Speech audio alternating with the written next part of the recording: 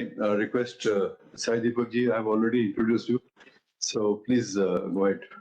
Sai ji, I will be there for 5 minutes later on. Sorry. Yeah. Oh, okay. My apologies. So I thank the VIF for giving me this opportunity, and my apologies for the 10-minute delay. I wish I'd been there for the opening remarks. From the lofty heights of Sri Arvind Sharma's lecture to the pragmatism of Dr. Vinay Sahasrabudhe, I think there's a lot to grapple with. I will perhaps start with the title itself of the topic. Why do we need to reconcile Hindutva with secularism in the first place? Why is secularism even remotely a construct that our worldview needs to accommodate? Because one of the questions that I'm trying to ask myself ever since I started talking about these topics is who sets the benchmarks? Why are these benchmarks relevant? Why are we trying to pass muster on the anvils of an imported benchmark and then trying to force fit it within our worldview? If Bharat has existed for thousands of years as a civilizational state or as a civilizational entity, if not a state, without the need for secularism or such a concept in the first place, what is it that has changed over the last few decades or centuries that this particular construct seems to have acquired so much of importance in our discourse? And I believe that perhaps there is still a certain element of lack of civilizational confidence to actually hit the reset button in a very strong way, which is to go back to factory settings and say, sorry, we don't need to discuss this, and it doesn't need to form part of the drawing board when I'm interested in creating a Republic 2.0. There's no point in trying to build a new story using the tools of the master instead of asking, how did we exist prior to that? That is precisely where I come from when it comes to decoloniality. I think, while I completely agree with the exposition of the history of secularism and its various variants that Professor Sharma has pointed out brilliantly, as long as we continue to use that word, its inherent semantics will continue to dog us. And the unfortunate reality is that that particular concept has come to represent a fundamental gulf or schism between the state and religion. And that needs to be done away with, at least given our geopolitical realities and our civilizational challenges. And therefore, I would agree more with Dr. Sahasrabudhe's final pragmatic point that perhaps the wolf and the goat cannot hope to sit together at the same table unless the goat has gone through the process of wolfization or the wolf has become a goat in some way. And therefore, that hammering is necessary, that subduing is necessary. And there I would not subscribe to the misplaced lofty heights of Vedantism. And if I were to go back to the root cause or the primary proponent of Advaita Vedanta, his adherence to Vedas and to the scripture is second to none. If anything, given the context of his movement, it was about re-establishing the supremacy of the Vedas as the primary pramana. With that being the very message of his life, I'm not able to subscribe to a wishy-washy kind of concept, which effectively says, I will accept every authority as the same and every authority as equal. I will not be able to. So while I'm happy to see this as perhaps the ultimate, let's say, movement towards human evolution, I think we are significantly away from that. If anything, we have regressed significantly. And therefore, given the real-time challenges that we face in court, outside of it, in public discourse and political discourse, thanks to the weaponization of secularism, it is important to question its impact. whatever may have been its original history, the manner in which it applies to this country, and the manner in which it has been weaponized to finish and wipe out indigenous non-Abrahamic societies needs to be seriously asked. We are not at the same level as an Abrahamic society. We don't operate in that way. And therefore, as an indigenous non-Abrahamic system, faith system, or a societal system, so to speak, I would approach any concept or word that has a Christian origin with the greatest of suspicions and with the greatest of cautions. And I would not even remotely touch it with a barge pole unless it proves itself to me. Assuming that the French model represents some kind of irreligious secularism, I would still disagree with that proposition in the first place because Enlightenment itself operates in a Christian template. It may have chosen to divorce itself from the optics of Christianity, but its approach is Christian, its values are Christian. The way it holds on to its dogma with fanaticism is Christian.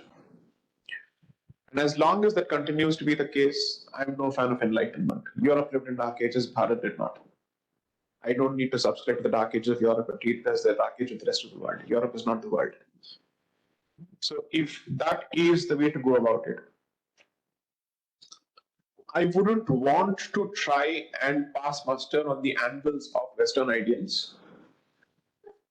Our Rajas may have patronized multiple faith systems, multiple dharmic systems, let's be clear, dharmic systems, but that did not stop them from having the concept of a titular deity to which they owed their allegiance. Therefore, to accommodate others within my bosom, I don't need to give up what is mine, must be the first position. Until that position is accepted and until that is treated as a non-negotiable, that line in the sand is drawn very clearly and rigidly and firmly, with the power of force backing it. This discussion, in my humble opinion, may not help us address our existential challenges. From Jallikattu to Sabarimala to Padmanabha Swami Temple, what I see is nothing but weaponization of secularism at the hands of a constitutional organ in the name of the constitution against the civilization. And there I have no reason to arrive at a different conclusion whatsoever. So we may try as much as possible to somehow stitch together a cannibalized version of secularism, taking pieces from France, Ireland, Europe, America, so on and so forth, but it still reflects lack of originality. And as long as that remains the case, I don't think our Vishwaguru aspirations are worth having because we don't seem to have the confidence to draw from our own principles. So, pluralism in the real world can function as long as there is a force at the core which holds everything together. Which means we may not be strictly a nation state in the European mold, but there must be a core nation that binds everyone together in one way or the other. I might as well give a very clear, perhaps a politically incorrect example. If the core Hindu identity were to assert itself strongly, I suspect the Khalistani movement wouldn't have asserted itself and wouldn't have been able to rear its head starting from the separate electorates of 1906, which is when the actual issue started. The Singh Sabha networks were established because they wanted a similar treatment. And that was being watered and nourished by the British. The core identity has refused to assert itself, which is exactly why when the core is not strong, just like an election, you're not going to cast your vote behind a weak candidate who doesn't trust himself, who doesn't back himself. The same logic equally applies itself to civilizational choice. When people realize that the core is not confident and is suffering from a bout of lack of confidence, then it will start mirroring itself in the identity of someone who is strong. So the Khalistani identity is closer, according to me, to the Wahhabi identity than the Hindu identity, in its tone, tenor, in its anti-Hinduism, and its iconoclasm. So the core needs to be established very clearly. Now the core can go about establishing itself through a rampage. That could be the European way of doing it, or that could be the Middle Eastern way of doing it. But we have evolved a process of Samanvaya. Samanvaya as a process requires two things. the silent, ever-present stick, and the soft carrot that is constantly offered. That is perhaps the only way to deal with the situation. Which means that we say Hindutva at the heart of it does not care for secularism because that is not one of its priorities. Hindutva cares for survival of our way of life, our ways of life, all of which are influenced by culture. So between religion and culture, obviously there is a very clear nexus. And those religious systems that come from different cultural systems obviously cannot find it easy to survive here, except in the most extreme of circumstances, which is to seek refuge, which explains why Parsis and Jews have managed to survive here, because they had no other option. So if they had an option, would they have in peacetime coexisted with us the way they are? It's not as if they subscribe to sacred notions of cow otherwise. Why is it that they have managed to respect all those notions in this country? Because the circumstances in which they arrived here were very different.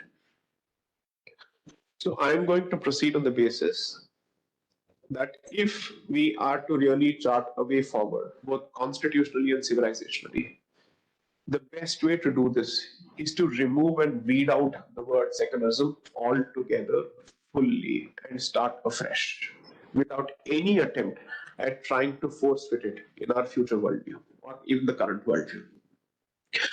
I understand the game of trying to use the word and rework its meaning for the sake of optics. I also realize its serious limitations when it comes to your ability to argue beyond a point and defend your position beyond a point. Try defending the CAA on the anvils of secularism, and I will see if you can succeed in doing so.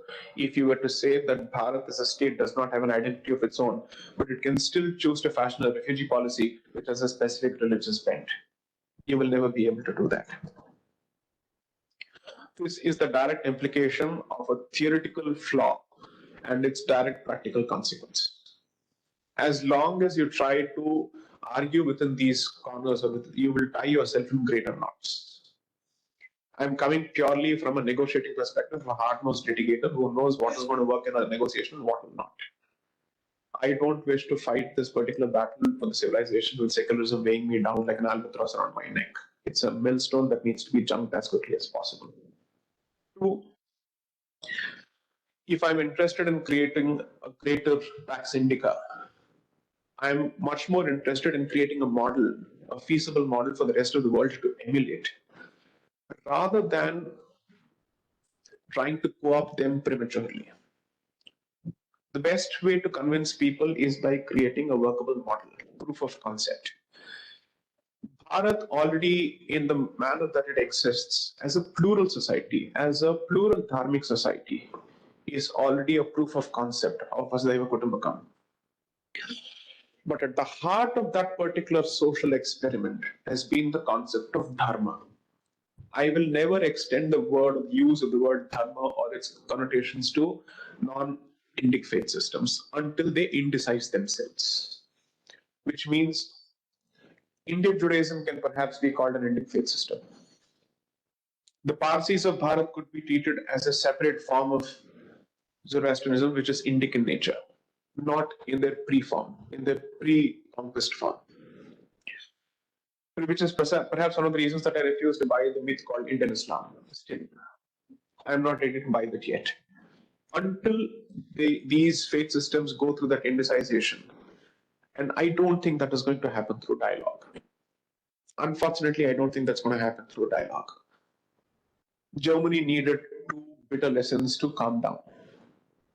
Japan needed a massive lesson to calm down. Some people need a massive lesson, because any attempt at dialogue, if it's seen as weakness, it's not going to help in any kind of reconciliation. So I don't want to use either Vasudhaiva Kutumbakam or Ekam Sadbhadanti, nothing of that sort, because all of these apply only to dharmic systems. These are not dharmic systems. They don't follow natural law. They don't believe in cosmological balance. They don't believe in reincarnation. They don't believe in karma. They don't believe in Varnashrama Dharma. They don't believe in any of these aspects. Such systems can be accommodated within the dharmic fold only to the peril of, at the expense of, the civilization and its fundamental principles. This is perhaps my limited submission here. I'm happy to take questions, but I'm very clear about one thing. It's okay to perhaps say a few things for the sake of optics from a different platform, but at least in these discussions, I think it's very, very important to get hard-nosed, because there must be some place where the hit reset button is considered seriously as an option, not just as something that can be considered in the realm of theory. I'll give you a simple example and I'll leave it at that.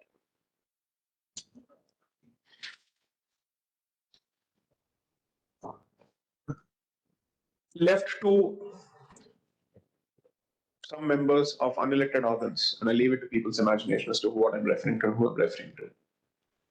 Every possible civilizational symbol and every possible Hindu symbol from every state institution will be wiped out. And I've heard them speak in their private discussions as to what exactly they think about this culture's, this land's culture and its faith system. When the mic is off. So I refuse to buy the possibility of coexistence as long as the other silently operates with the hope that one day you will convert. They are willing to bide their time and use every means possible.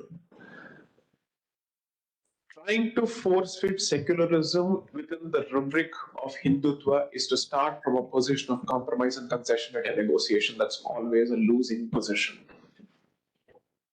The best way to negotiate in any situation is to hold on steadfast to your guns, metaphorically speaking, of course, from a position of intransigence, and then walk towards the middle ground if there is some kind of overture from the other side.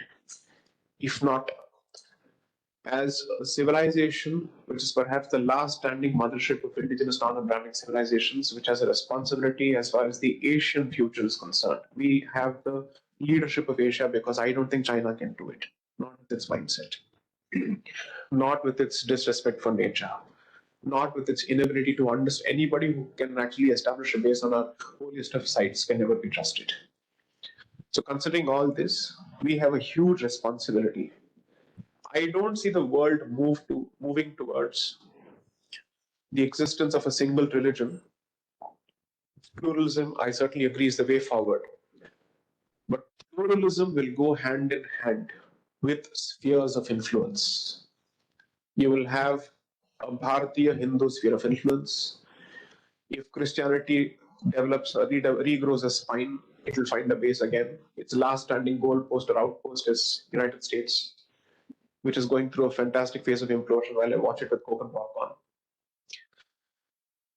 And therefore, today, effectively, you're looking at the expanding influence of one particular identity with its epicenter, with two epicenters in the Middle East. Pluralism is not the response to this. Pluralism is perhaps the final culmination. First response is the creation of a massive sphere of influence in the immediate neighborhood. And then, perhaps in the hope that either there is a peaceful way out. If not, you must be ready. Thank you.